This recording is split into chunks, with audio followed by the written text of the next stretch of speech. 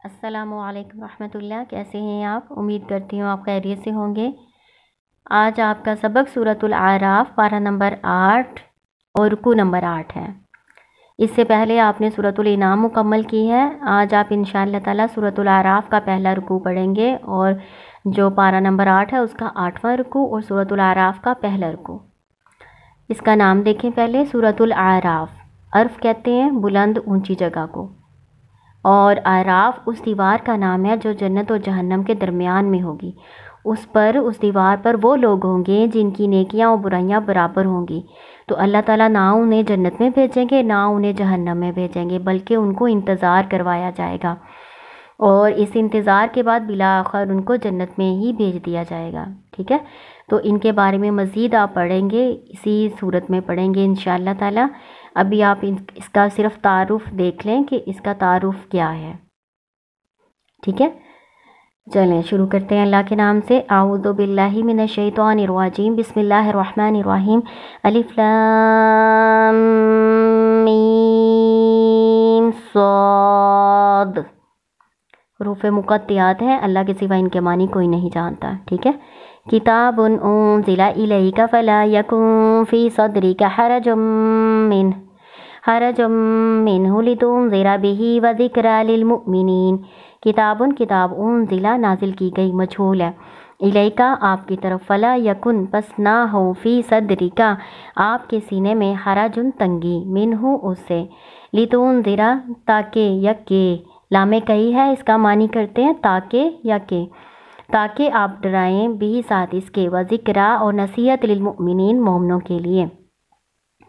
اللہ تعالیٰ کہہ رہے ہیں کہ آپ کا سینہ تنگ نہ ہو، یہ جو کافر جھٹلاتے ہیں، مانتے نہیں ہیں، تو آپ کا دل تنگ نہ ہو۔ ٹھیک ہے، اور کچھ لوگ اس کا معنی، حرج کا معنی تنگی بھی کرتے ہیں اور شک بھی کرتے ہیں۔ ٹھیک ہے، ایک تو ہم اس کا ترجمہ کریں گے نا، آپ کا دل تنگ نہ ہو، جو کافر جھٹلاتے ہیں اور قبول نہیں کرتے، ایمان نہیں لاتے اس کتاب پر، تو آپ اس سے تنگی محسوس نہ کریں اپنے دل میں۔ ٹھیک ہے، اور دوسرا اس کا اگر ترجمہ کریں شک، تو اس کے مطابق پھر ترجمہ یہ ہوگا کہ آپ اس کتاب کے بارے میں کوئی شک نہ کریں، یہ اللہ تعالیٰ اللہ کی طرف سے نازل شدہ برحق کتاب ہے، تاکہ آپ اس کتاب کے ساتھ لوگوں کو ڈرائیں، اللہ کے عذاب سے ڈرائیں۔ اور یہ کتاب جو ہے نا، یہ نصیحت ہے، یاد دہانی ہے اور نصیحت ہے مومنوں کے لیے، یعنی مومن اس کتاب سے فائدہ اٹھائیں گے حقیقی معنوں میں۔ اتبعوا ما انزل الیکم من ربکم ولا تتبعوا من دونہ اولیاء۔ اتبعوا پیروی کرو، ما جو انزل اتارا گیا ہے، الیکم تمہاری طرف، من ربکم تمہارے رب کی طرف سے، ولا تتبعوا اور نہ تم پیروی کرو، من دونہ اس کے سوا، اولیاء اور کارسازوں کی، قلیلاً تھوڑا، ما جو تذکرون تم نصیحت حاصل کرتے ہو۔ اللہ تعالیٰ کہہ رہے ہیں اللہ تعالیٰ نے تمہاری طرف جو کتاب نازل کی ہے اس کی پیروی کرو، اور اس کتاب کے علاوہ اور کسی چیز کی پیروی نہ کرو۔ لیکن پھر بھی اللہ تعالیٰ کہہ رہے ہیں تمہیں بتانے کے باوجود بھی بہت تھوڑے لوگ ہیں جو نصیحت حاصل کرتے ہیں اس کتاب سے۔ وَكَم مِّن قَرْيَةٍ أَهْلَكْنَاهَا فَجَاءَهَا بَأْسُنَا بَيَاتًا أَوْ هُمْ قَائِلُونَ۔ وَكَم اور کتنی ہی، من قریۃ بستیاں، اہلکناہا ہم نے ہلاک کیا اس کو، فجاءہا پس آیا اس پر، بأسنا عذاب ہمارا، بیاتن رات کے وقت، او ہم قائلون یا جب وہ قیلولہ کرنے والے تھے۔ قیلولہ کس کو کہتے ہیں؟ دوپہر کو جو آرام کیا جاتا ہے نا، اس کو قیلولہ کہتے ہیں۔ تو اللہ تعالیٰ کہہ رہے ہیں کہ پھر ان بستیوں پہ جنہوں نے جھٹلایا اور نہیں مانا، تو ان کے اوپر اللہ کا عذاب کیسے آیا، یا رات کو بے خبری میں، یا دن کے وقت جب وہ غفلت میں پڑے ہوئے تھے، سو رہے تھے، آرام کر رہے تھے، اس وقت ان پر عذاب آیا۔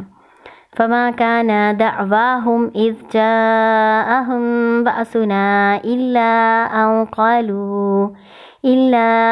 قالوا إنا كنا ظالمين۔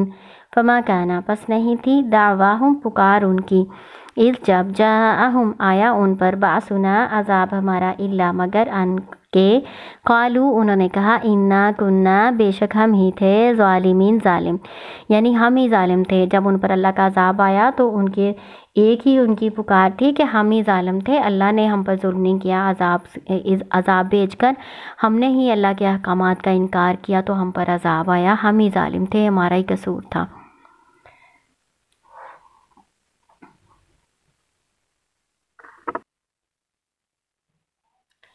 وَلَنَسْأَلَنَّ الَّذِينَ أُرْسِلَ إِلَيْهِمْ وَلَنَسْأَلَنَّ الْمُرْسَلِينَ، بس ضرور ہم پوچھیں گے الذین ان لوگوں سے ارسل الیہم جن کی طرف بھیجے گئے، کون بھیجے گئے؟ رسول یا انبیاء جن کی طرف بھیجے گئے، ان سے اللہ تعالیٰ کہہ رہے ہیں ہم ضرور پوچھیں گے۔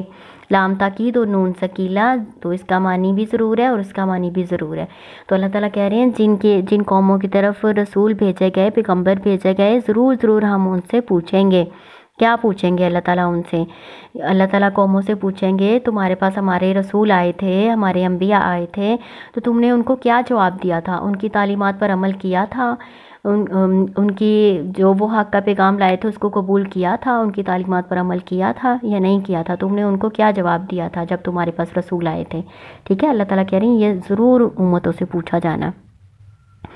وَلَنَسْأَلَنَّ الْمُرْسَلِينَ، اور ضرور ہم پوچھیں گے بھیجے گئے پیغمبروں سے، یعنی اللہ تعالیٰ امتوں سے بھی پوچھیں گے اور ان کی طرف جو رسول بھیجے گئے تھے نا ان سے بھی اللہ تعالیٰ پوچھیں گے۔ کیا پوچھیں گے؟ کیا تم نے اللہ کا پیغام پہنچایا تھا یا نہیں پہنچایا تھا؟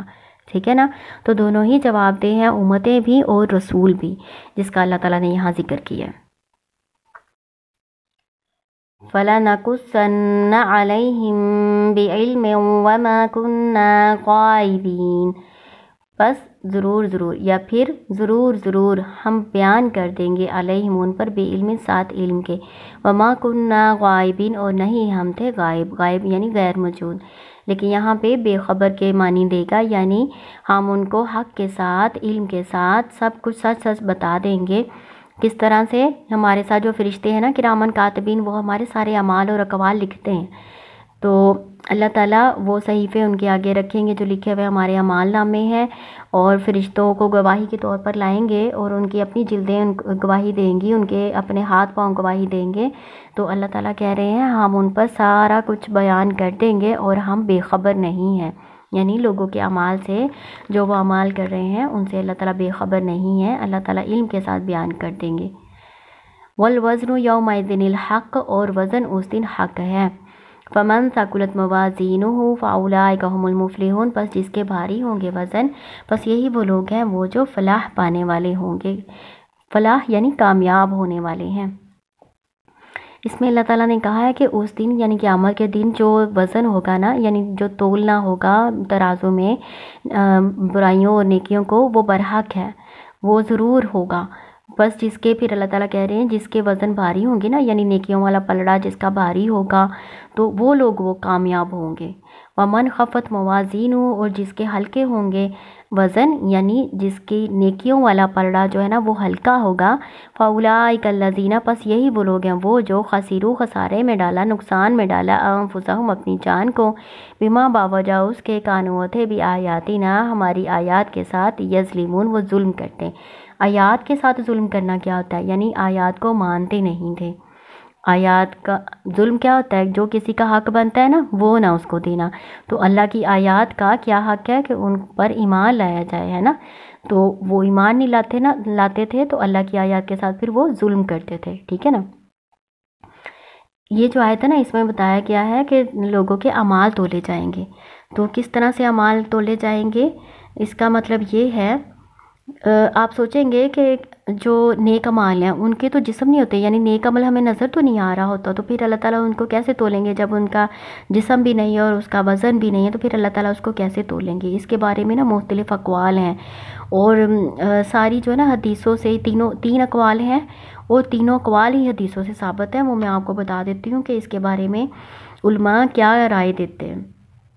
پہلا تو یہ ہے کہ اللہ تعالیٰ قیامت والے دن نا نیک اعمال کو اجسام میں تبدیل کر دے گا، یعنی ان کو اللہ تعالیٰ جسم عطا فرمائے گا، جیسے آپ نے ایک حدیث سنی ہوگی کہ ہمارے نیک اعمال قبر میں نہایت اچھی صورت میں آتے ہیں، ہمارا نماز قرآن پڑھنا ہے نا، قبر میں اچھی صورت میں اللہ تعالیٰ بھیجتے ہیں ہماری تسلی کے لیے، ہماری تنہائی اور جو اندھیرے کی کوفت ہوتی ہے اس کو دور کرنے کے لیے اللہ تعالیٰ ان کو نہایت اچھی صورت میں بھیجیں گے ہمارے پاس۔ تو اس سے پتہ چلتا ہے، اس حدیث سے لوگ لیتے ہیں، علماء یہ لیتے ہیں کہ اللہ تعالیٰ نیک اعمال کو جسم عطا فرمائیں گے، پھر ان جسموں کو تولا جائے گا، ٹھیک ہے۔ اور ایک اور رائے ہے کہ اللہ تعالیٰ وہ صحیفے اور رجسٹر جو ہمارے اعمال نامے والے ہیں نا، اللہ تعالیٰ ان کو تولیں گے، ہماری نیک اعمال جس میں درج ہے نا، ان صحیفوں کو، ان رجسٹروں کو، اعمال ناموں کو تولا جائے گا، ٹھیک ہے نا۔ اور تیسری رائے یہ ہے کہ خود صاحب عمل کو تولا جائے گا، صاحب عمل یعنی جس نے نیک عمل کیا ہے نا، اس آدمی کو تولا جائے گا۔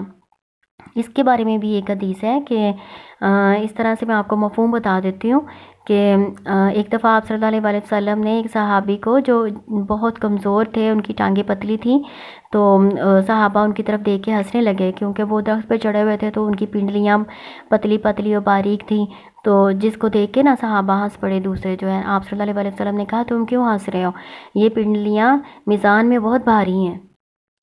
پھر ایک اس طرح سے حدیث بھی ہے جس کا مفہوم میں آپ کو بتا دیتی ہوں کہ ایک قیامت کے دن ایک موٹا تازہ آدمی لایا جائے گا، تو اس کو تولا جائے گا تو اس کا وزن مچھر کے پر برابر بھی نہیں ہوگا۔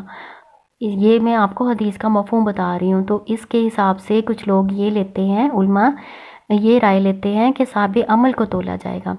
بہرحال تینوں باتیں اپنی اپنی جگہ درست ہیں۔ ابن کثیر کے مطابق یہ تینوں رائے جو ہے نا یہ درست ہیں، تو تینوں ہی ہو سکتی ہیں۔ وَلَقَدْ مَكَنَّاكُمْ فِي الْأَرْضِ وَجَعَلْنَا لَكُمْ فِيهَا مَعَائِشَ قَلِيلًا مَا تَشْكُرُونَ۔